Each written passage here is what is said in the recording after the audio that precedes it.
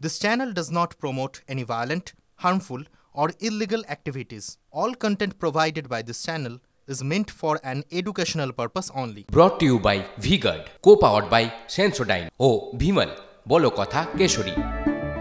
Associate sponsor Ultratech Cement.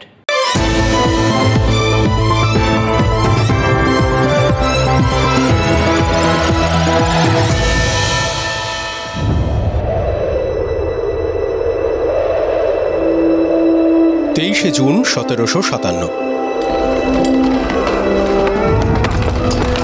পলাশীর প্রান্তরে যুদ্ধ হল। ইস্ট ইন্ডিয়া কোম্পানির বিরুদ্ধে যুদ্ধে হেরে গেলেন সিরাজউদ্দৌলা। কেন হেরেছিলেন সিরাজ? 1757 সালের ফেব্রুয়ারি মাস ইংরেজদের সঙ্গে সিরাজের চুক্তি হয়। আলীনগর চুক্তি করে মুর্শিদাবাদে ফেরেন সিরাজউদ্দৌলা। 3 মাসের মধ্যে পলাশীর যুদ্ধ। ইতিহাস বলে নবাব সিরাজের বিরুদ্ধে ঘোট পাকিয়েছিলেন তার দরবারীদের একাংশ। তার মধ্যে ছিলেন ব্যবসায়ী, ব্যাংকার, জমিদার, অভিজাত সেনানায়করাও, এবং ছিলেন মীর জাফর। 23 জুন পলাশীর প্রান্তরে ধুমধুমার যুদ্ধ বাধে। বীর বিক্রমে যুদ্ধ শুরু করে নবাবের বাহিনী। শুধু মীর জাফর, ইয়ার লতিফ, রায় দুর্লভ নিষ্ক্রিয় ছিলেন। নিষ্ক্রিয় ছিল মীর জাফরদের অধীনস্থ 2/3 বাহিনী। শোনা যায় গুরুত্বপূর্ণ মুহূর্তে বাহিনীকে বিভ্রান্ত করেন মীর জাফর। মীর জাফররা ষড়যন্ত্র মাফিক যুদ্ধ থামিয়ে দেন। ক্লাইভের সেনা সুযোগ বুঝে ঝাঁপিয়ে পড়ে। যুদ্ধে হেরে যান বাংলার শেষ স্বাধীন নবাব। সিরাজ হারলেন। পলাশীর প্রান্তরে স্বাধীন ভারতে সূর্য ডুবল। আর ইতিহাসে কুখ্যাত হয়ে গেলেন মীর জাফর তার বিশ্বাসভঙ্গের জন্য। এটা নি, ওইটা ইনভার্টার এসি। আপনি তো গ্যাম্বলার, তাই না? গ্যামলার? জুয়া খেলেন না? তুমি জুয়া খেলো? না, যা খুশি বলে যাচ্ছে। এত দামি আর ডেলিকেট এসি কিনে স্টেবিলাইজার যদি না নেন, সেটা জুয়া নয় তো কি মজাই? শুধু একটা ফ্লাকচুয়েশন আপনার ইনভার্টার এসির পার্টস ড্যামেজ করতে পারে। তাকে V-Guard দিয়ে সুরক্ষিত রাখুন। V-Guard, India's #1 stabilizer. সদ্যটা বড় যুদ্ধ সামলে এলাম তো আমরা, মানে ভোটের যুদ্ধ, সেটা তো যুদ্ধই। আর যুদ্ধের কথা বলতে গেলে তখন তো একটু অতীতে ফিরতেই হয়। আর আমরা যখন বাংলায় বসে অতীতের দিকে তাকাই না, যখন যুদ্ধ খুঁজি, তখন আমাদের চোখের সামনে সেই পলাশী নামটাই দাপাদাপি করতে থাকে। এই পলাশীর যুদ্ধটা যখন হয়েছিল তখন কিন্তু পৃথিবীতে রাষ্ট্রপুঞ্জ গঠিত হয়নি। কমনওয়েলথ, ন্যাটো, G20 মতো সংস্থাগুলো ছিলই না, কাজকর্ম আর করতে করবে। গণতন্ত্র, সমাজতন্ত্রের মতো শব্দগুলোর জন্ম হয়নি তখন। আর তৃণমূল কংগ্রেস, আরে তৃণমূল কংগ্রেস তো দূরের কথা, জাতীয় কংগ্রেস, ভারতীয় জনতা পার্টি বা কমিউনিস্ট পার্টি অফ ইন্ডিয়া কেউ তৈরি হয়নি। দেশে তখন সুপ্রিম কোর্ট ছিল না, পার্লামেন্ট ছিল না, গোটা দেশের জন্য কোনো সংবিধানও ছিল না। তাহলে ছিল কি? ছিল ইস্ট ইন্ডিয়া কোম্পানির বিরুদ্ধে সিরাজের লড়াই, আর সিরাজের বিরুদ্ধে মীর জাফর, যে মীর জাফরকে ইতিহাস বিশ্বাসঘাতক বলে চিহ্নিত করেছে। আমরা ইতিহাসের মধ্যে খুব বেশি ঢুকবো না, মনে পড়ে গেছে আপনাদের সাথে শেয়ার করলাম। তবে হ্যাঁ, বর্তমানটাকে বুঝতে ওই ইতিহাস থেকে মাঝে মধ্যে টুক করে মীর জাফরকে বের করে নিয়ে আসবো। কেন করব সেটা বুঝতে পারবেন। কেন করব সেটার কারণ এই লোকসভা ভোটের পর নেতাদের কথাবার্তা শুনে মনে হচ্ছে আমাদের চারপাশে মীর জাফররা গিজগিজ করছে। একদম পলাশী যুদ্ধের যে ধারা বিবরণীটা শুনলেন না শুরুতে, একদম এখনকার যে সিচুয়েশনটা মনে হচ্ছে তার ওই কপি পেস্ট, ওখান থেকে যা শুনলেন তাই এখন ঘটছে। ইতিহাসের মীর জাফর পলাশীর মাঠে যেরকম আচমকা যুদ্ধ থামিয়ে দিয়েছিলেন, এই লোকসভার যুদ্ধক্ষেত্রেও নাকি আধুনিক মীর জাফররা একদম মোক্ষম সময়ে অস্ত্র শস্ত্র সব নাকি নামিয়ে রেখে দিয়েছিলেন, অথবা জেনে বুঝে দলকে ভুল পথে পরিচালিত করেছিলেন, যাতে ব্রেক ফেলতো বটেই, ওই জয়ের সন্ধানে থাকা গাড়িটা এলোমেলো ছুটতে একদম খাদে গিয়ে পড়ে। আপাতত দুটো দলের কথা বলতে পারি আপনাদের, যে দুটো দলে এই মীর জাফরদের সন্ধান পাওয়া গেছে। দলের লোকেরাই খুঁজে বার করেছেন ন্যাচারালি, এবং তারাই আমার আপনার সামনে তুলে ধরছেন সেই নামগুলো। দলগুলো বুঝতে পারছেন, বিজেপি আর তৃণমূল। প্রথমে বিজেপির কথায় আসি, কারণ বিজেপিতেই প্রথম মীর জাফরের সন্ধান পাওয়া গেছে।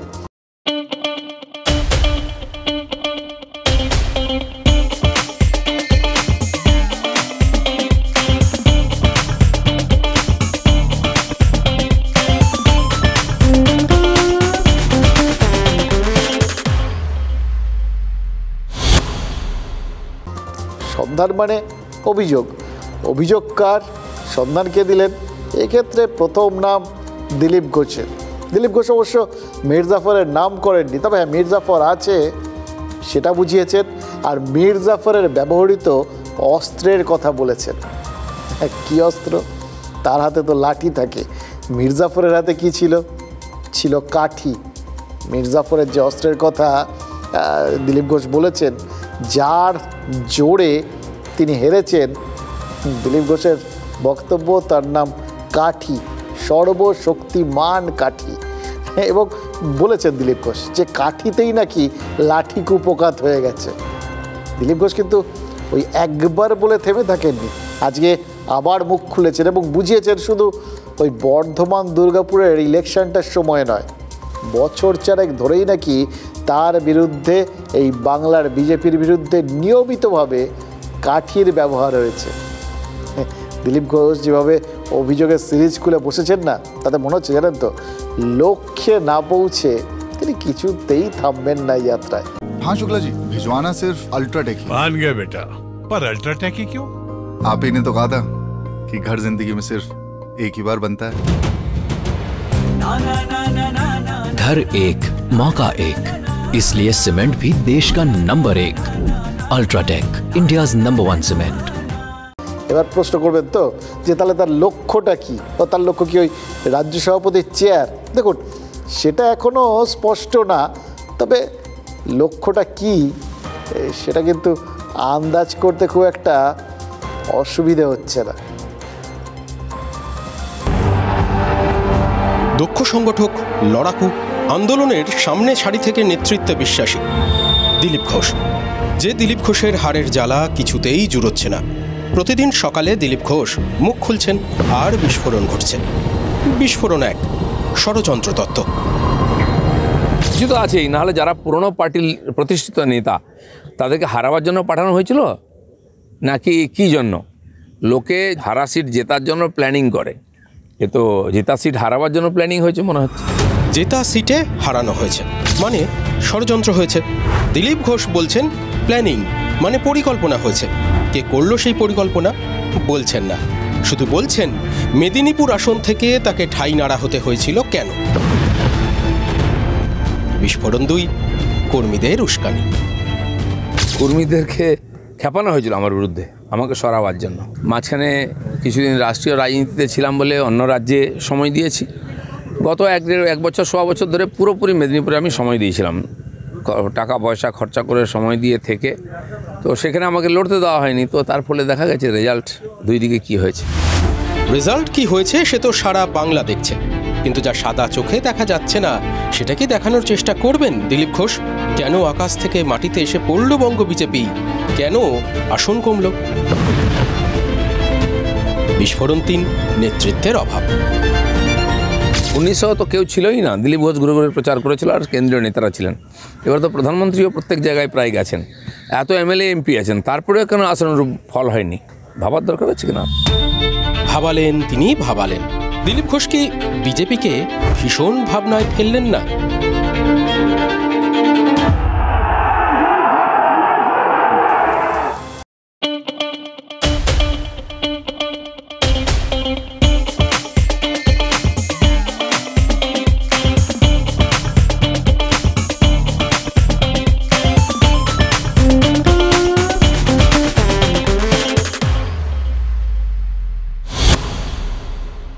কলকাতা ময়দানের সেই বিখ্যাত ফুটবল কোচ সুভাষ ভৌমিকের উক্তিটা না আবার মনে পড়ে যাচ্ছে, চললে পঞ্চানন, না চললে পাঁচু।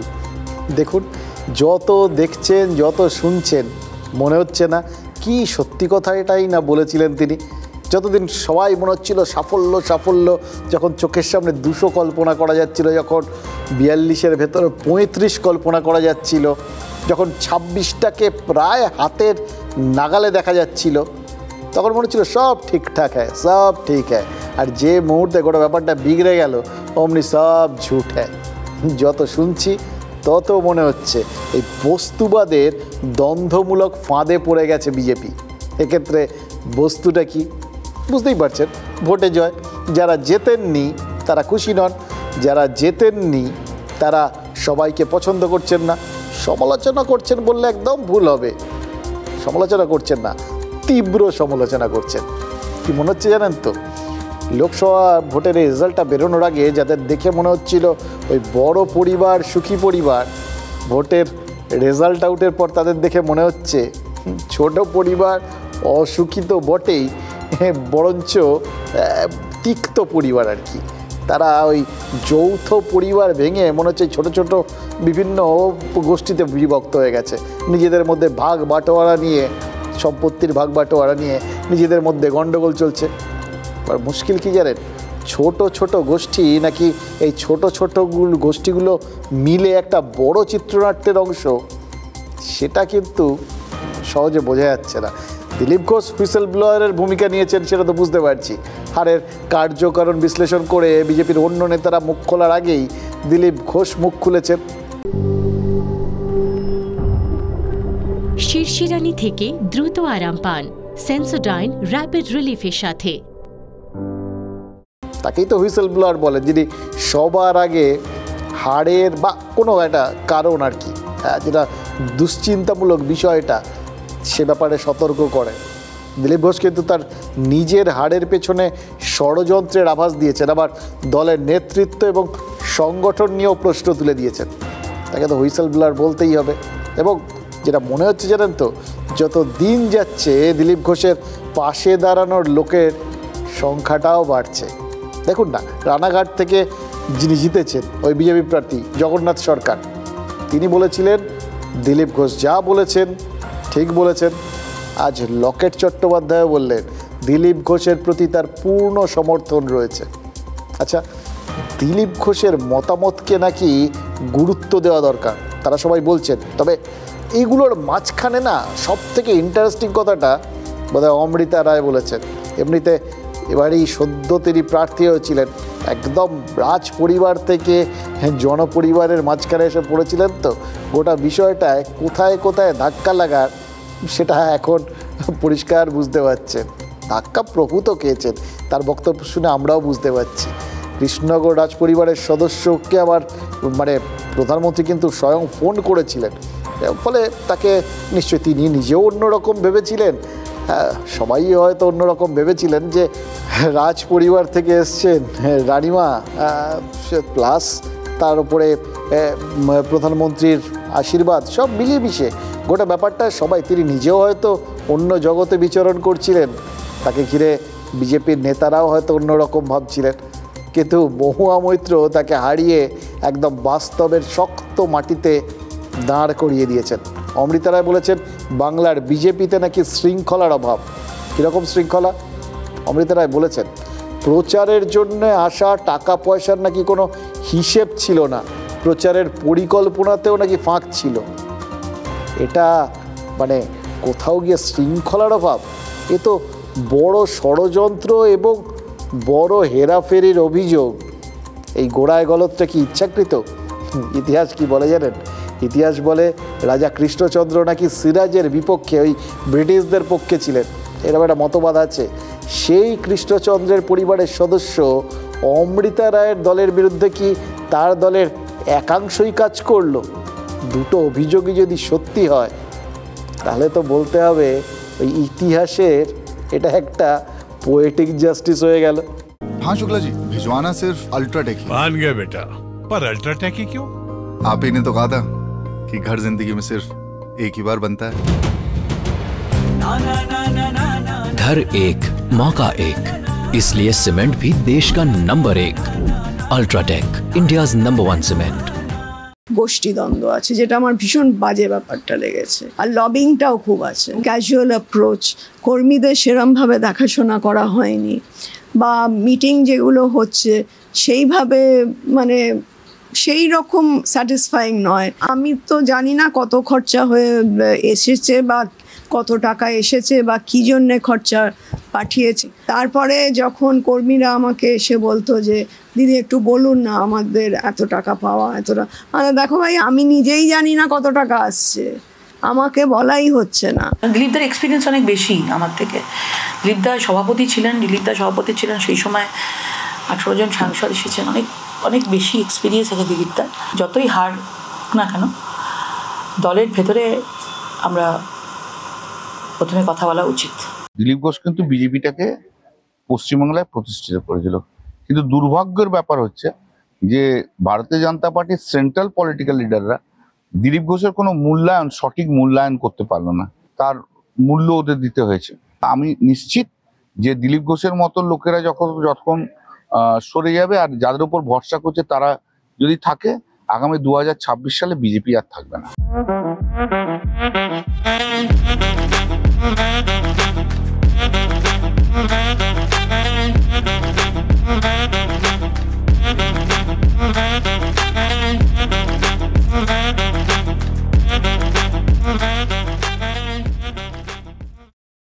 দিলীপ ঘোষ মনে হচ্ছে ওই প্রেশার কুকারের সেফটি ভালভের মতো হাওয়া বার করার কাজটা করে দিয়েছেন প্রথম, এবার বেরিয়েই যাচ্ছে। দেখুন, দিলীপ ঘোষের নিশ্চয়ই জানা ছিল যে দলের ভেতরে তার মত এবং পথের সমর্থক অনেকেই আছেন, কিন্তু অন্য দলে যাদের বিরুদ্ধে তিনি এতদিন ধরে লড়েছেন তাদের ভেতরে যে তার মূল্যায়নকারী এরকম ছিলেন এটা নিশ্চয়ই তিনি ভাবতে পারেননি।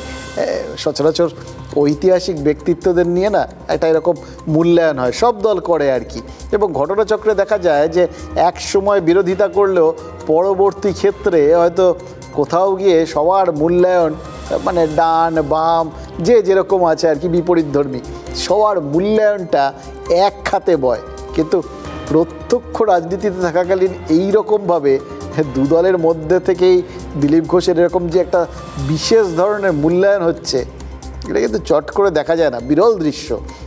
অবশ্য রাজনীতি তো কখন কোন বিরল দৃশ্য মহাজাগতিক রশ্মির মতো চারপাশে ছড়িয়ে পড়ে কেউ বলতে পারে না।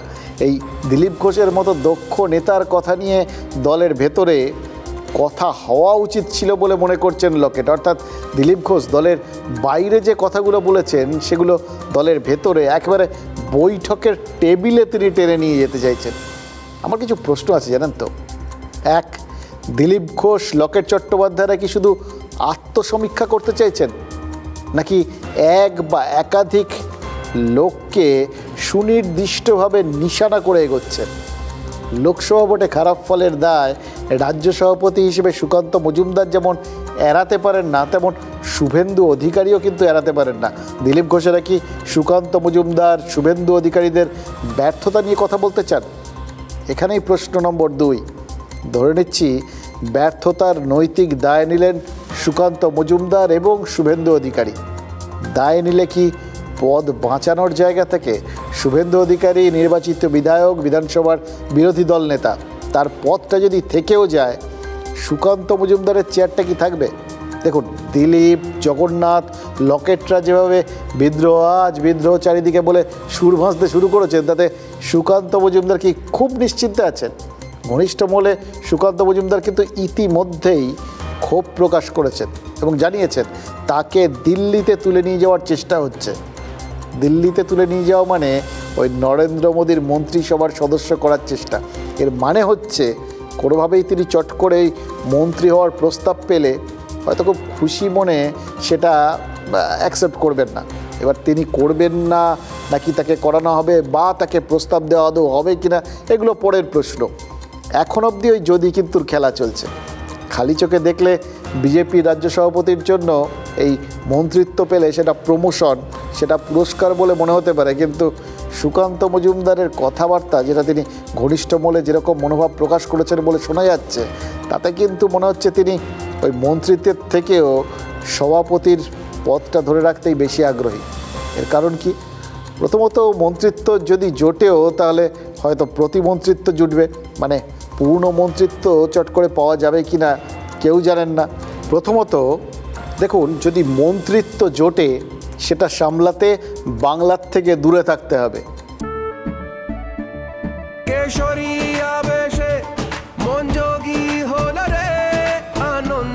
বেশে মন মাতোয়ারা হলো রে কেশরিয়া বেশে মন যোগী হলো রে। প্রতি মুহূর্তে কেসরি উৎসব উদযাপন করুন বিমল বলো ভাষা কেসরি।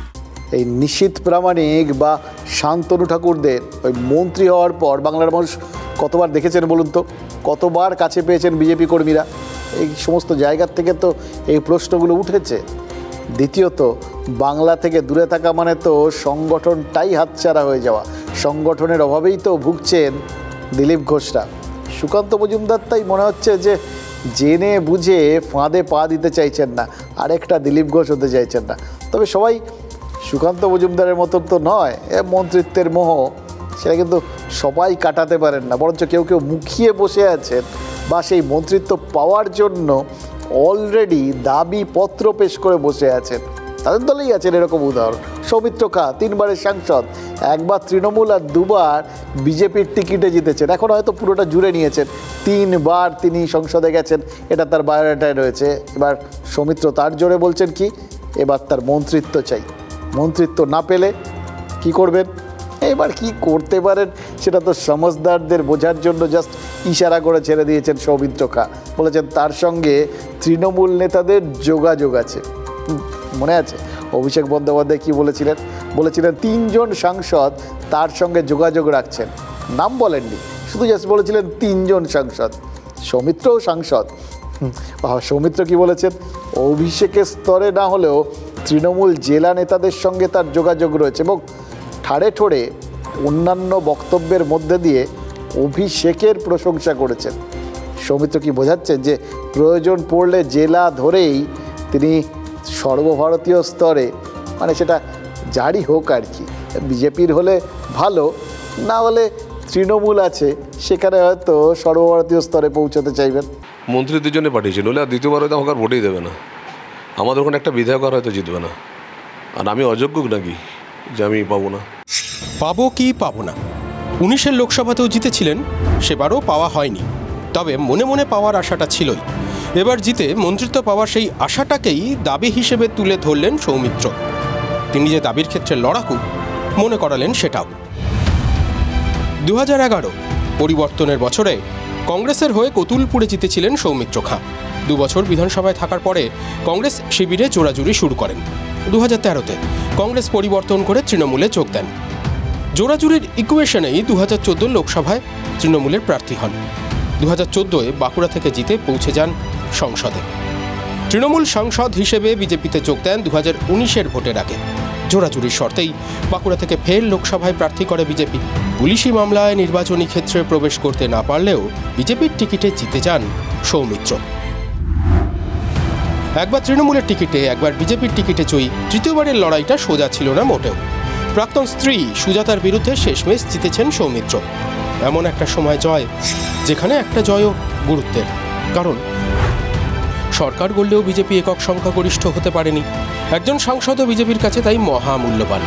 রাজ্যেও বিজেপির সাংসদ সংখ্যা 1 ধাপে 6 কমেছে। যত দ্রুত সম্ভব শপথ নিয়ে সরকার করতে ব্যস্ত অমিত শাহ, জেপি নাড্ডারা।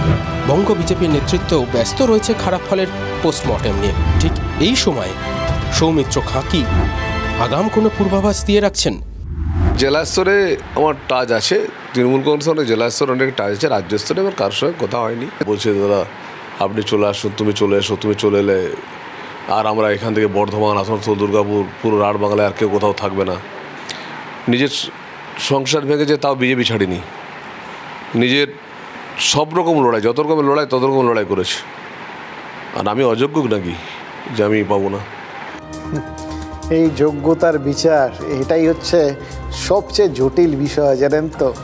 সেই মির্জাফর থেকে শুরু হয়েছে এই বিচার আর কি। কার যে কখন লাগে কেউ জানে না। কখনো সিরাজ থাকে বিচারকের আসনে, বিচার ব্যবস্থায় ভুল হয়ে যায়, তার ফল তো বাংলার সব ইধার উধার হয়ে যায়। ভারতবর্ষের শাসন ভার হাতছাড়া হয়ে যায়। এটা তো মানে আমরা অতীত ইতিহাস থেকে দেখেছি।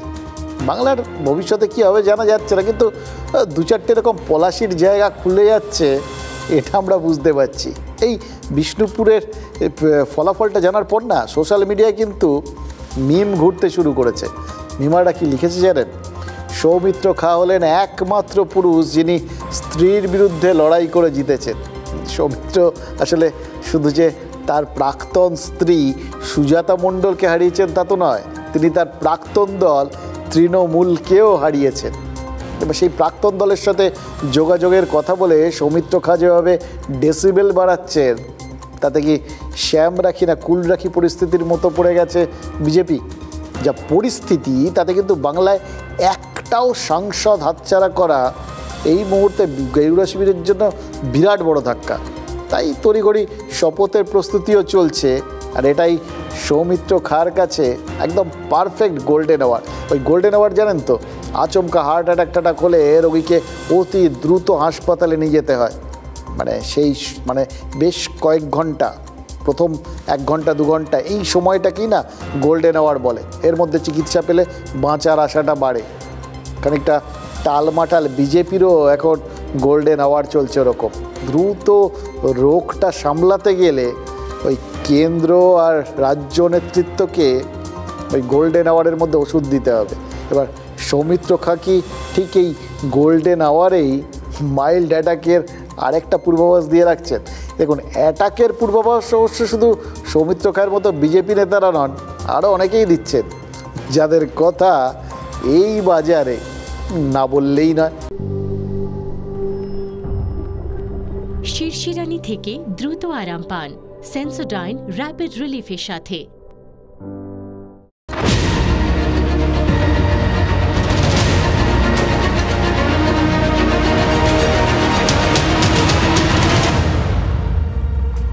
हाँ शुक्ला जी, भिजवाना सिर्फ अल्ट्राटेक ही। मान गया बेटा, पर अल्ट्राटेक ही क्यों? आप ही ने तो कहा था कि घर जिंदगी में सिर्फ एक ही बार बनता है। घर एक मौका एक, इसलिए सीमेंट भी देश का number 1 UltraTech, India's number 1 cement.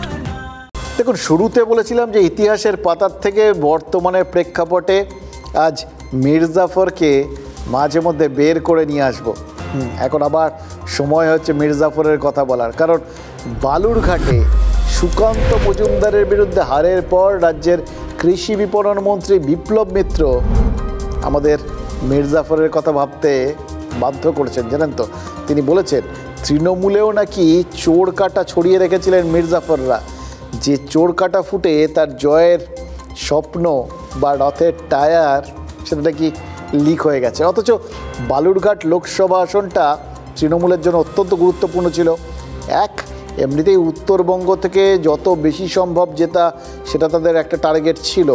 গতবারের ধাক্কাটা তারা এবছর অন্তত পুষিয়ে নিতে চাইছিল, এবং ওইখানে বালুরঘাটটা যদি জিততো না তাহলে কিন্তু এমনিতে কোচবিহারের পাশাপাশি বালুরঘাট জিতলে তাদের মার্কশিট উজ্জ্বল হতো, এটা যেরকম ঠিক সেরকমভাবেই এই বালুরঘাটে বিজেপির রাজ্য সভাপতিকে হারিয়েছে, এটা তো একটা বাড়তি বুস্ট, তাই না?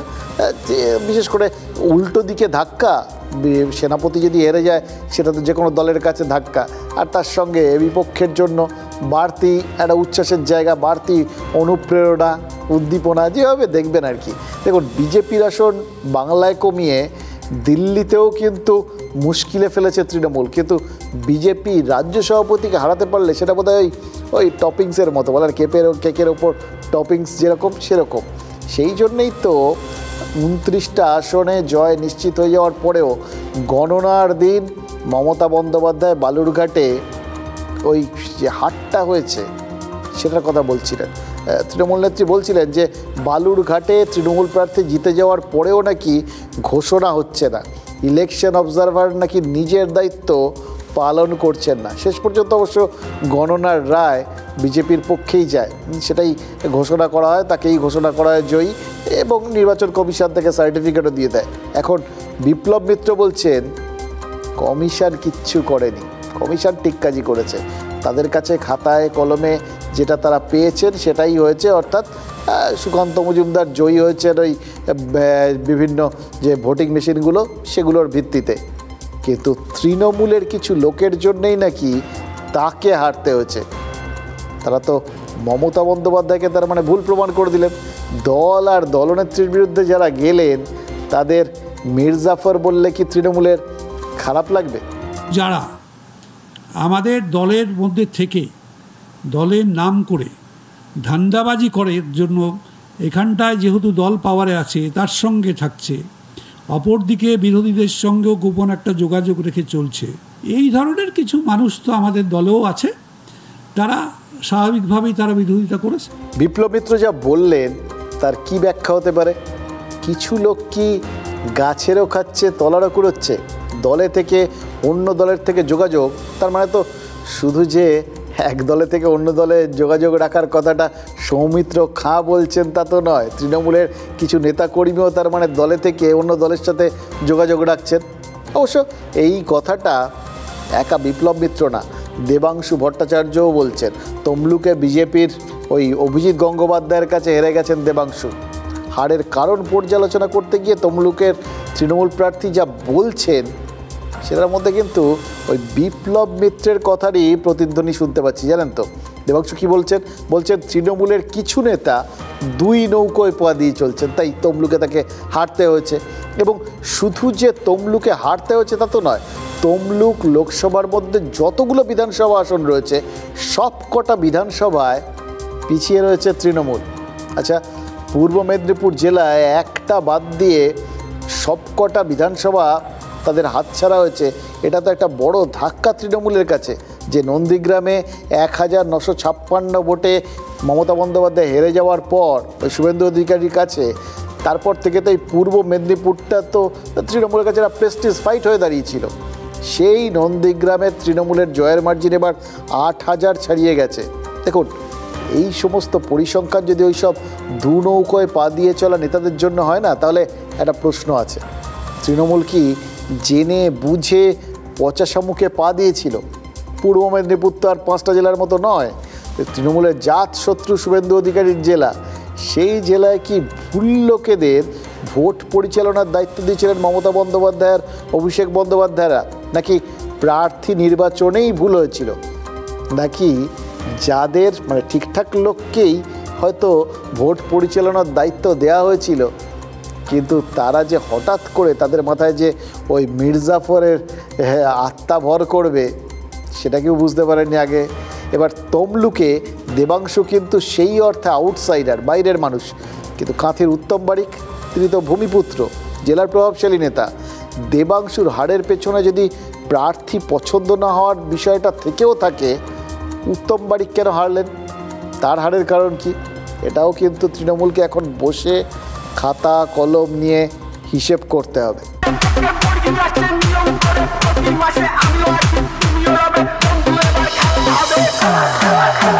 তৃণমূল বলেছিল খেলা হবে, খেলা হলো বটে, কিন্তু রেজাল্টটা উল্টো দিকেই গেল। তমলুকে দুটো প্রেস্টিজ ইস্যু ছিল শাসকের, 1 অধিকারীগণ, 2 দুর্নীতি। তমলুক লোকসভার 7 বিধানসভা কেন্দ্রেই বিজেপি এগিয়ে গিয়েছে। 21 বিধানসভায় তমলুক, নন্দকুমার, মহিষাদল ও পাঁশকুড়া পূর্ব এই 4টে বিধানসভা তৃণমূলের দখলে ছিল। পাঁশকুড়া পূর্বের বিধায়ক বিপ্লব রায়চৌধুরী রাজ্যের মৎস্যমন্ত্রী। সেই পাঁশকুড়া পূর্ব থেকে 2721 ভোটে লিড পেয়েছে বিজেপি। তমলুকের বিধায়ক প্রাক্তন মন্ত্রী সৌমেন মহাপাত্র। সৌমেন মহাপাত্রের বিধানসভাতেও 20,461 ভোটের লিড বিজেপির।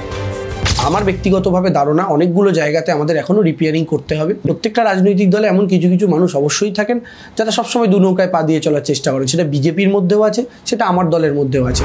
ওদিকে আমি রেগে আছি, বাট ক্ষমা করে দিলাম সৌমেন কুমার মহাপাত্র। খেলাটা কি তাহলে সৌমেন মহাপাত্রই খেললেন নাকি অন্য কেউ? দেবাংশু কারো নাম করেননি, তবে সেই নাম নাকি শীর্ষ নেতৃত্বের কাছে পাঠিয়ে দিয়েছেন। রক্তক্ষরণের মধ্যেই জ্বালা বাড়িয়েছেন জামানত জব্দ হওয়া সিপিআইএম প্রার্থী। তৃণমূলের নেতৃত্ব, সে জেলা পরিষদের নেতা হতে পারে, বিজয়ী নেতা হতে পারে, বিধায়ক হতে পারেন, এমনকি মন্ত্রী, তারা তলে তলে সবাই শুভেন্দু অধিকারীর সাথে যোগাযোগ রেখে আজকে তমলুকেরই ফলাফল ঘটিয়েছেন। সে যদি বুঝতে পারে সাবোটেজ হতে পারে বা যে কোনোভাবে সব এক হতে পারে, আমাদের মেশিনারি কি করেছিল যাতে আমরা এইভাবে হারলাম? আমাদের নেতৃত্বের যে দোষ সেটা আমাদের মানতে হবে। শুধু তমলুকের রক্তক্ষরণই নয়, হাতছাড়া হয়েছে কাঁথি লোকসভাও। 11 পরিবর্তনের পর এবারই প্রথম পূর্ব মেদিনীপুরের 2টো লোকসভাই তৃণমূলহীন। কাঁথি ও তমলুক লোকসভা কেন্দ্রে 14টি বিধানসভা। 14টি বিধানসভার 13টি বিধানসভাতেই পিছিয়ে রয়েছে তৃণমূল। কাঁথি লোকসভার একমাত্র পটাশপুরে লিড রয়েছে তৃণমূলের। 21 বিধানসভাতে রামনগরে 12,000-এর বেশি ভোটে জিতেছিল তৃণমূল। রামনগর থেকে জিতেই মন্ত্রী হয়েছেন অখিল গিরি। সেই রামনগরেও লোকসভার ফলে এগিয়ে গিয়েছে বিজেপি। পটাশপুর বাদ দিয়ে আর সমস্ত বিধানসভাতে দলের ভরাডুবি। এর কারণ নিশ্চিতভাবে দলীয় নেতৃত্ব যারা আছেন তারা খতিয়ে দেখবে। আমার বিধানসভায় আজ অবধি কোনোদিন কোনো নির্বাচন ডেফিসিট হয়নি, ঘাটতি হয়নি। ওদের কাছে অর্থটা খুবই কাজ করেছে। তাহলে যদি আমরা সেই দুটো নির্বাচনী অধিকারী পরিবারদের রুখে দিতে পারি, তাহলে আজকে আমরা রুখতে পারলাম না কেন? 16টি আসন আমরা 2026-এর নির্বাচনে জিতব, এটাই আমাদের অঙ্গীকার। তাহলে নিশ্চিতভাবে তৃণমূলের জন্য এই ভোটে এমনিতে তারা কিন্তু সমস্ত জল্পনা কল্পনা দাবি দাওয়া সব কিছুকে ফুৎকারে উড়িয়ে দিয়ে এতগুলো সিট পেয়েছেন। সেই অর্থে তারা সফল। শুধু সফল বলে নিশ্চিন্ত হয়ে থাকতে পারবেন কি? নাকি এই যা যা টুকরো টুকরো ঘটনাগুলো ঘটছে, যা যা অভিযোগগুলো শুনলেন, কোথাও দুনৌকোয় পা, কোথাও টাকা পয়সার খেলা, কোথাও বিভিন্ন রকম উল্টো দিকে মির্জাফরদের আনাগোনা, এই অভিযোগগুলো তাদের খুব স্বস্তিতে রাখছে তো? নাকি এইগুলো সব কটা তারা এখন নোট করছেন, যথাসময় ব্যবস্থা নেবেন? ব্যবস্থা মানে গণ্ডগোল হলে তো ব্যবস্থা নিতেই হয়, অসুখ হলে ওষুধ দিতে হয়। এবার তৃণমূল সেটা খুঁজে পাবে কিনা ওষুধটা, বা পেলেও ঠিক সময়ে দেবে কি না, এটা অনেক দূরের প্রশ্ন। কিন্তু উল্টো দিকটাও কিন্তু সত্যি, জানেন তো, কোথাও গিয়ে শুভেন্দু অধিকারী কি এটা প্রমাণ করে দিলেন এই পূর্ব মেদিনীপুরে দল নয়, তার নাম ফ্যাক্টর, ব্যক্তি ফ্যাক্টর। তিনি তো দুটো আসনই জিতিয়ে দেখিয়ে দিলেন। খেয়ালি পোলাও রাঁধলে যত খুশি ঘি ঢালা যায়, শুভেন্দু অধিকারীর ভাইও সেটা করেছেন কিনা জানি না। তবে বাস্তব কি বলছে জানেন তো, বিজেপি যতবার চাঁদবাড়ি ঠিক করেছে ততবার তারা টিপ ফসকেছে। 2021-এ 200 আসন পায়নি, এবারও রাজ্য থেকে 30টা আসন হলো না। তারপরেও সৌমেন্দু বলেছেন 2026-এ নাকি পূর্ব মেদিনীপুরের সব কটা বিধানসভায় বিজেপি জিতবে। এই যে কনফিডেন্স, সেটা কি তার ওই দাদার জন্য? ওই বললাম, কোথাও গিয়ে শুভেন্দু কি প্রমাণ করে দিচ্ছেন যে এই পূর্ব মেদিনীপুরে দল নয়, ব্যক্তি আসল। কিন্তু সৌমেন্দুর স্বপ্ন পূরণ করতে সবার আগে তো তার দাদাকে এই হারের শোক বলতে হবে।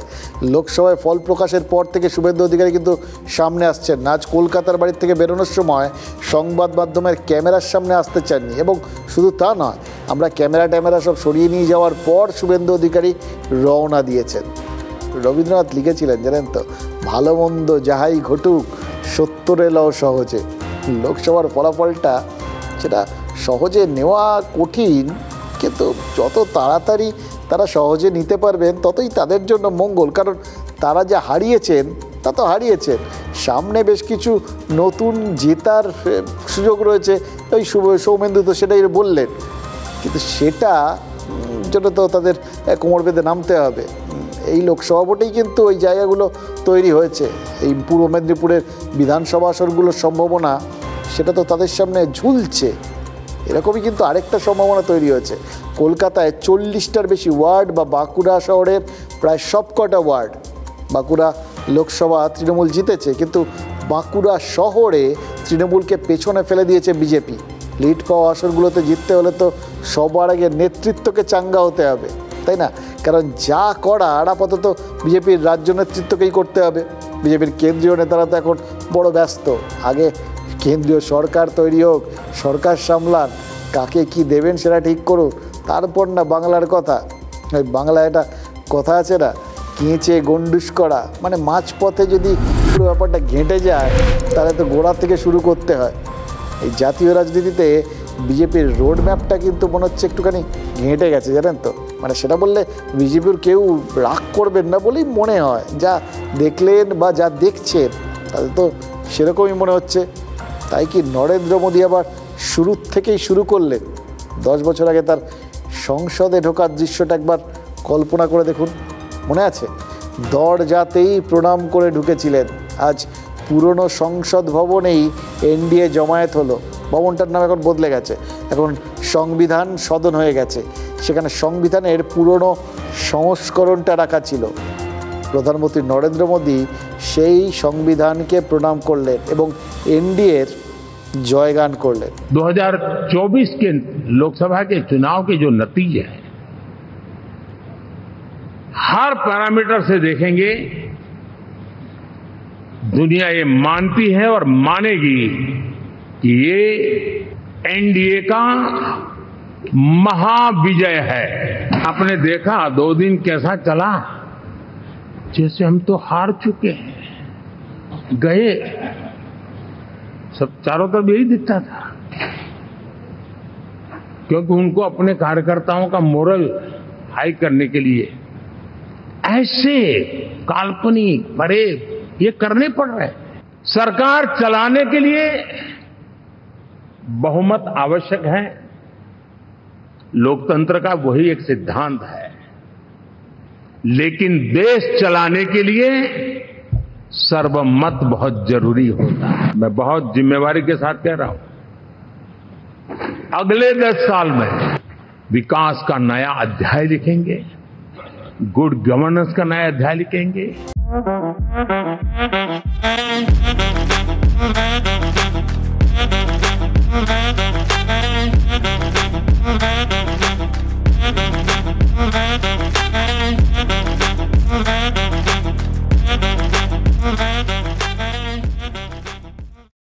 স্বপ্ন নয়, বাস্তব। নরেন্দ্র মোদীর কথায় তো তারই সুর। 400-র কথা নেই, এখন 272-এর কথা। আসন কমলেও বিজেপি জিতেছে, সংখ্যাগরিষ্ঠতা তাদেরই, তাই এনডিএ সরকারই এখন ক্ষমতায় থাকবে, তারাই সরকার তৈরি করবে। রাষ্ট্রপতির কাছে দাবিপত্র পেশ করার আগে এই ছবিটা যেটা দেখলেন, যেখানে দাঁড়িয়ে নরেন্দ্র মোদী দাবি করছেন আগামী 10 বছর মহা উন্নয়নের বছর হবে। আগের বছরগুলোকে মানে এইগুলো তো সচরাচর যারা নতুন ক্ষমতায় আসেন তারা বলেন, অতীতের কথাটা বলেন না। তার কারণ হচ্ছে যে সেই সময়েও তো তারাই ক্ষমতায় ছিলেন। যদি উন্নয়নের বছর সামনে থাকে, অতীতে কী ছিল এই প্রশ্নটা তো ওঠে। হয়তো সেই জায়গাটা একদম জাস্ট এড়িয়ে গিয়ে নরেন্দ্র মোদী দাবিটা এই জন্যে করলেন আগামী 10 বছরে, কারণ তিনি আজকের থেকেই হয়তো নতুন করে আবার স্টান্স নিয়েছেন, নতুন করে তিনি আবার শুরু করতে চাইছেন। দেখুন, নরেন্দ্র মোদীর পক্ষে যে দাবি করা জরুরি ছিল তিনি সেটাই করেছেন, কারণ পর সব বিধানসভা নির্বাচনগুলো রয়েছে। মোদী নিজে বাংলায় দাঁড়িয়ে ভূমিকম্প আর আফটার শকের কথা বলেছিলেন। লোকসভা নির্বাচনে বিজেপি যে উল্টে শক খেয়ে যায়নি, এটা তো তাকে এখন প্রমাণ করতে হবে। এবং শক যে একটা আছে, এটা তো বিজেপির চরম অনুগামীও স্বীকার করবেন। বিরোধী ওই ইন্ডিয়া ঐক্য কিন্তু এখন আপাতত একজোট রয়েছে, চনমনে রয়েছে এবং বিজেপিকে আফটার শক দিতে তৈরি হচ্ছে। তাই বিজেপি হারেনি, আসলে জিতেছে।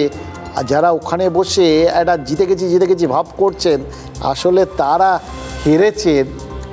এই বাস্তবটা নতুন করে তুলে ধরাটা বা দেশবাসীকে এই বার্তা দেওয়াটা বিজেপির পক্ষে কিন্তু অত্যন্ত জরুরি ছিল। মোদী সেটাই করলেন। এবার পরিসংখ্যানের দিকে যদি তাকাই, তাহলে তো সত্যিই বিজেপি হারেনি, হোঁচট খেলেও জিতেছে।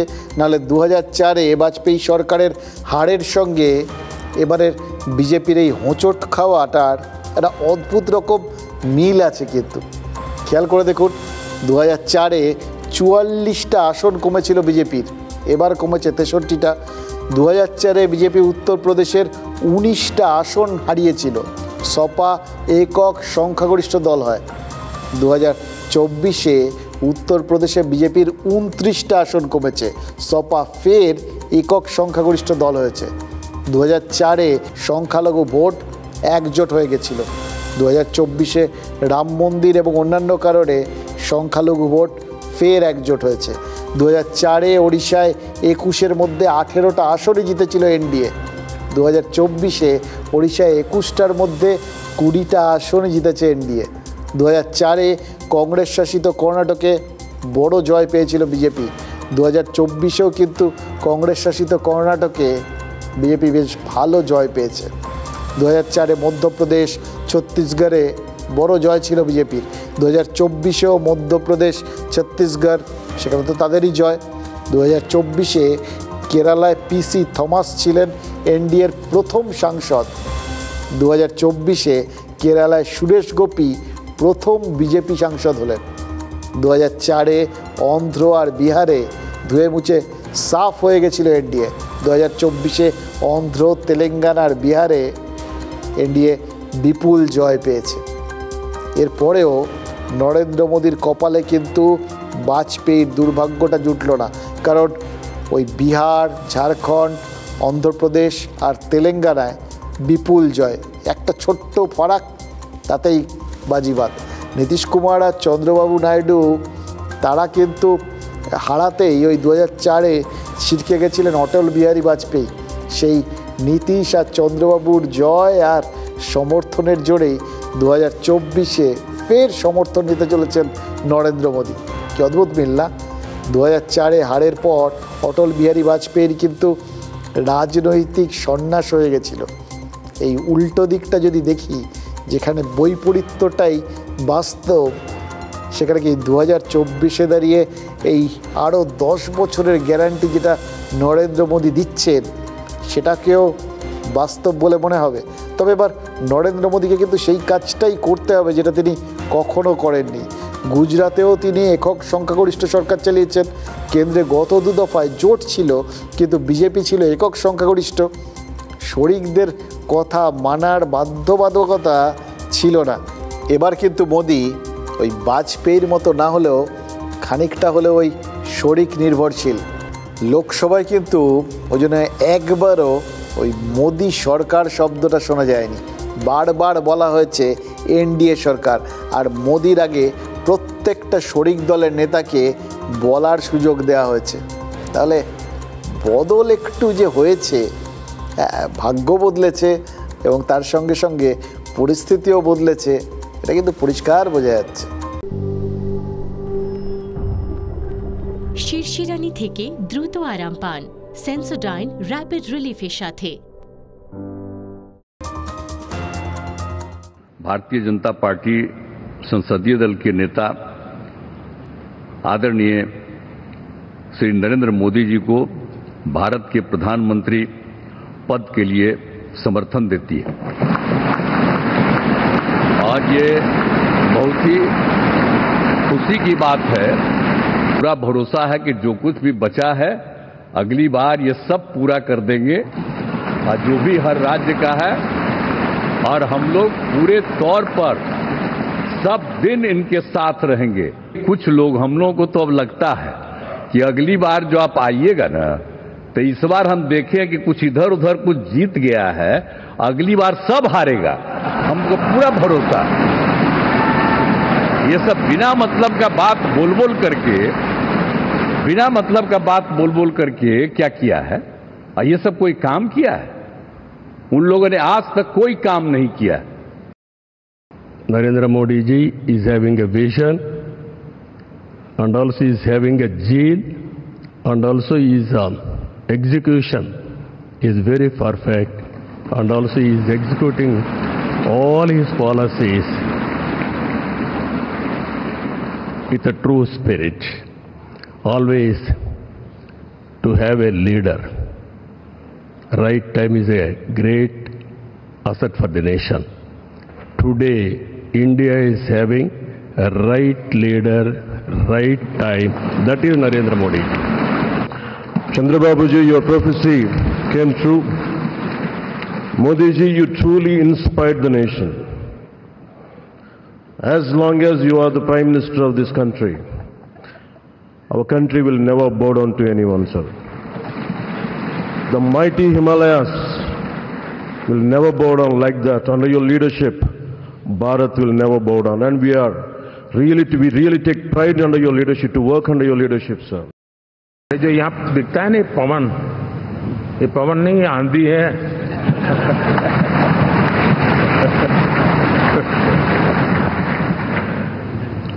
आंध्र ने इतना बड़ा हमारे प्रति जनमत दिया है। हिंदुस्तान के लिए एक सामान्य मानवी की विकास की जो जिजीविषा है, उसका प्रतिबिंब है। রায়বেরেলি ভুল করেছে চিকমাগালুর করেনি। সিপিএম তুমি ভুল করো না, ইন্দিরা গান্ধী মরেনি। এই 7 দশকের শেষে বাংলার কংগ্রেস কর্মীরা এই স্লোগানটা দিতেন, জানেন তো? জরুরি অবস্থার জন্য ইন্দিরাকে ত্যাগ করেছিল উত্তর ভারত, আশ্রয় দিয়েছিল কারা? অন্ধ্রপ্রদেশ। 2004-এ কংগ্রেসকে 100 পার করিয়ে কুর্সির কাছাকাছি নিয়ে গেছিল ওই অন্ধ্রে রাজশেখর রেড্ডির বিশাল জয়। 2009 সালে কংগ্রেসকে 200 পার করিয়েছিল অন্ধ্র। এবার মোদিকে সংখ্যাগরিষ্ঠতা দিচ্ছে সেই অন্ধ্র আর তেলেঙ্গানা। তাহলে চন্দ্রবাবুর দাবি মতো তাকে স্পেশাল স্ট্যাটাস কি এবার প্রধানমন্ত্রী দেবেন? মানে দিল্লির দরবার থেকে যা খবর ভেসে আসছে তাতে বোঝা যাচ্ছে শরিকদের থেকে বিজেপির আপাতত কোনো চাপ নেই। মন্ত্রিত্ব নিয়ে কেউই নাকি পিরাপেরি করেননি। বিগ 4 অর্থাৎ স্বরাষ্ট্র, অর্থ, বিদেশ আর প্রতিরক্ষা বিজেপির হাতেই থাকছে এবং স্পিকারের পদটা নিয়েও আপাতত কোনো সিদ্ধান্ত হয়নি। কিন্তু তাতে সেটা ছাড়তে হলো, এখন বিজেপির খুব বেশি দুঃখ হবে না। কিন্তু বিহার আর অন্ধ্রপ্রদেশের 2 শরিকের মন্ত্রিত্ব নিয়ে সত্যিই কি বিশেষ কোনো মাথা ব্যথা নেই? তারা কি ওই রাজ্যের জন্য বিশেষ সুবিধাটাকেই আপাতত পাখির চোখ করেছেন? এবং সেটা যদি হয়, তৃতীয় দফায় মোদি সরকারের কাছে সেটাই কিন্তু সব থেকে বড় চ্যালেঞ্জ হতে চলেছে। কারণ জিএসটির ফলে রাজ্যগুলোর আয়ের রাস্তা কমে গেছে, ক্ষয়রাতির ফলে ভাড়ার ছোট। এবার 2011-এ ক্ষমতায় সেই মমতা বন্দ্যোপাধ্যায় কেন্দ্রের কাছে ওই ঋণ শিথিলের দাবি জানিয়েছিলেন, ফলে এখন চুপ করে গেছেন। গত 2 বছর ধরে 100 দিনের কাজ আর আবাসের টাকা দাবি করছেন। পাঞ্জাবে আম আদমি পার্টি অনেক প্রতিশ্রুতি দিয়ে ক্ষমতায় এসেছিল, তারপরই ওই প্রতিশ্রুতি পূরণের জন্য কেন্দ্রের কাছে 50,000 কোটি টাকা চেয়েছিল। এবার পাঞ্জাবে মুখ থুবড়ে পড়েছে আপ। তেলেঙ্গানায় 10 দফা প্রতিশ্রুতি দিয়ে কংগ্রেসকে ক্ষমতায় এনেছেন রেবন্ত রেড্ডি। এরপর তাকে কিন্তু প্রকাশ্য মঞ্চে মোদিকে বড় ভাই বলে সম্বোধন করে বলতে হয়েছে টাকা দাও। তেলেঙ্গানাতেও বিজেপি ফল করেছে। কর্ণাটকে প্রচুর প্রতিশ্রুতি দিয়ে 1 বছর আগে ক্ষমতায় এসেছিল কংগ্রেস। 10টার মধ্যে 8টা প্রকল্প রূপায়ণ হয়েছে, কিন্তু তাতে ভাড়ারে টানাটানি শুরু হয়ে গেছে। লোকসভা ভোটে কংগ্রেসকে লাল কার্ড দেখিয়েছে কর্ণাটক। এমনকি লোকসভা নির্বাচনের আগেও গরিব মহিলাদের 8,500 টাকা করে দেওয়ার প্রতিশ্রুতি দিয়েছিল কংগ্রেস। মোদি আজ সেন্ট্রাল হলের ভাষণে সেই কথা তুলে ধরেছেন, বলেছেন গরিব মহিলাদের সাথে রাহুল প্রতারণা করেছেন। সমস্যা কি জানেন?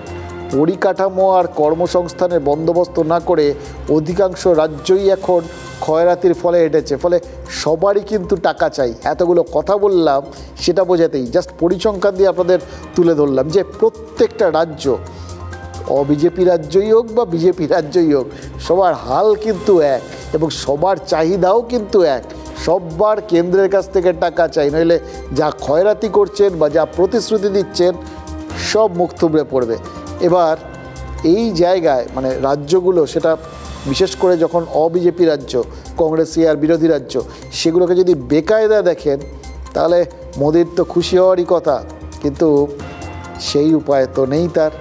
এবার জোট সঙ্গীদের থেকেও সেই একই দাবির মুখে পড়তে হবে তাকে। নীতিশ কুমার তো আস্তে আস্তে বলেই দিয়েছেন যে বিহারের সব কাজ যেগুলো বাকি ছিল আর কি, সেগুলো এবার হয়ে যাবে বলে তিনি আশা করেন। हाँ शुक्ला जी, भिजवाना सिर्फ अल्ट्राटेक ही। मान गया बेटा, पर अल्ट्राटेक ही क्यों? आप ही ने तो कहा था कि घर जिंदगी में सिर्फ एक ही बार बनता है। घर एक मौका एक, इसलिए सीमेंट भी देश का number 1 UltraTech, India's number 1 cement. अब बिहार, आज देश बहुत आगे बढ़ेगा। अब बिहार का भी तो सब काम हो ही जाएगा। जो कुछ भी बचा हुआ है उसको ही कर देंगे। सबसे पुराना इलाका है कि जल्दी से जल्दी आपका काम शुरू हो जाए, शपथ ग्रहण हो जाए। अब आप एतवार को करने वाले हैं, तो हम तो चाहते थे कि आजो हो जाता तो अच्छा था, लेकिन आपकी जब इच्छा है तो जब भी हो, जितना तेजी से काम हो जाए तो बहुत अच्छा है। অতীতেও যতবারই প্রতিশ্রুতি দিয়েছেন সেই প্রতিশ্রুতি মাঝপথে অসম্পূর্ণই থেকে গিয়েছে। ফলে প্রতিশ্রুতি দেওয়া এবং প্রতিশ্রুতি ভঙ্গ, এটা কোনো কোনো দলের রাজনীতিতে একটা স্বাভাবিক গতি প্রকৃতি হয়ে গিয়েছে। ফলে এই প্রতিশ্রুতিগুলিকে সাময়িক বিবৃতি হিসেবে ধরে রাখাই ভালো। এই প্রতিশ্রুতির উপর দাঁড়িয়ে দীর্ঘমেয়াদী কোনো রাজনৈতিক সমীকরণ ভাবার কোনো কারণ নেই। নীতিশ কুমার হাসতে হাসতে যে কথাগুলো বললেন শুনলেন তো, বললেন পারলে আজকেই এই রোববারেই শপথ নিন পারলে, এবং তারপর ওই বিহারের যা কাজগুলো আছে সেগুলো করে দিন। অরুণ জেটলি বেঁচে থাকলে বলতে পারতেন জানেন তো যে 2013-র সেই দিনগুলো কীরকম ছিল। নীতিশকে এনডিএ জোটে রাখতে সেবার তার কাল ঘাম ছুটে যেত, প্রত্যেক পদে তাকে সন্তুষ্ট করতে হবে। এই মোদির প্রধানমন্ত্রী প্রার্থী হওয়ার বিরোধিতাতেই এনডিএ ছেড়েছিলেন কিন্তু নীতিশ, মাঝেও একবার যাতায়াত করেছেন, এবার বলছেন থাকবেন। কিন্তু তেজস্বী যাদবের সাথে যদি এক বিমানে দিল্লি এসে থাকেন তাহলে সেটার মধ্যেও কি কখনো কিচ্ছু ইঙ্গিত থাকে না? নীতিশের খেলা কিন্তু চিরকালই অন্যরকম। আর যেভাবে আজই মোদিকে শপথ নিতে বললেন, যিনি একসময় মোদির শপথের বিরোধিতা করেছিলেন, তাতে কিন্তু মনে হচ্ছিল জানেন তো নীতিশ বোধহয় কোনো কাউকে দেরি করতে চাইছেন না। দেরি করলে যদি সব কিছু বদলে ঠদলে যায়, মোদ্দা কথা বিশ্বাস করতে চাইছেন না যেন এবার দেরিতে। এবার নীতিশ বোধহয় নিজেকেও বিশ্বাস করেন না, রোববার পর্যন্ত তার মত বদলে যাবে না এই গ্যারান্টি কি তার নিজের মনের কাছে আছে? হয়তো নিজের মনকে বোঝানোর জন্যই জোটের অঙ্গীকারপত্রে 2 বার সই করেছেন নীতিশ। তার নিজের ট্র্যাক রেকর্ডটা মাথায় রেখেই লোকজনকে হয়তো বেশ জোর দিয়ে বোঝানোর চেষ্টা করেছেন তিনি আছেন। কিন্তু একটা কথা তো সত্যি, চন্দ্রবাবু আর নীতিশ দুজনেই এনডিএতে রয়েছেন ওই রাজ্যের জন্য স্পেশাল প্যাকেজের জন্য। সেই প্যাকেজ বিজেপির সঙ্গে থাকলে পাওয়ার সম্ভাবনা বেশি, কিন্তু যদি প্যাকেজ না পান তাহলে কিন্তু মন উড়ু উড়ু করবেই। ইন্ডিয়া ঐক্য তো বলেই রেখেছে যে তারা উপযুক্ত সময়ের জন্য অপেক্ষা করবে। দেখে মনে হচ্ছে ক্যাচ ধরার জন্য বসে আছে তারা। এবার এনডিএ জোটে প্যাকেজ নিয়ে মনোমালিন্যের জন্যই হয়তো তারা অপেক্ষা করছে জানেন তো, নইলে আর কী সম্ভাবনা। আর যদি প্যাকেজ পাওয়া যায় তাহলে ওই রাহুল গান্ধীর পাশের ভিড়টা যে পাতলা হয়ে যাবে না সেই গ্যারান্টিটাও দেওয়া যাবে তো। এমনিতেই সরকারে না থাকলে জোট টিকিয়ে রাখাটা বেশ কঠিন, আর তারপর জোটেও তো এখন উপজোট সেটা উকিঝুঁকি মারতে শুরু করেছে। কাল থেকেই তো দেখছি অভিষেক বন্দ্যোপাধ্যায় দিল্লি গিয়ে অখিলেশের সঙ্গে বৈঠক করেছেন, মুম্বাই গিয়ে উদ্ধব ঠাকরের সাথে বৈঠক করেছেন, শরদ পাওয়ারের সঙ্গেও নিশ্চয়ই যোগাযোগ রেখে চলছেন। অর্থাৎ বিরোধীরা ওই ইন্ডিয়া জোট তার বাকি শরিকরা এখন থেকেই কিন্তু কংগ্রেসের কথা শুনতে রাজি নয়। তার মধ্যেই কংগ্রেসের একটা আজকে নিজেদের জন্য একটা মাইলস্টোন পেরিয়েছে, টেনে টুনে সেঞ্চুরি করেছে এক নির্দল সাংসদ, তিনি কংগ্রেসে ফিরে এসেছেন। ফলে টায়ে টায়ে 3 অঙ্কে পৌঁছেছে কংগ্রেস। 3 অঙ্কে পৌঁছলেও কংগ্রেসকে বিরোধীরা মানবে কেন? তারপর তৃতীয় দফায় মোদী সরকার যদি জানলায় প্যাকেজের ডালি সাজিয়ে রাখে তাহলে দরজার হাতল ঘুরিয়ে মাথাটা গলিয়ে অনেকেই যে টক টক টক may I come in sir বলবেন না, গ্যারান্টি দেওয়া যায়?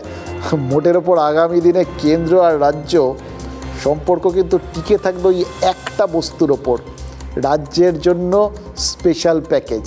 এবার যুক্তরাষ্ট্রীয় কাঠামোকে সযত্নে ওই বইয়ের আলমারিতে সংবিধানের তাকে রেখে দিতে পারেন। বিয়ে বিচ্ছেদেও আজকাল লেনদেন ঢুকে গেছে, আর রাজনীতিতে নীতি ওটা ছেড়ে দিন, সব ভুলে যান, ওটা অনেক দিন আগেই রাজনীতির থেকে বাদ পড়ে গেছে।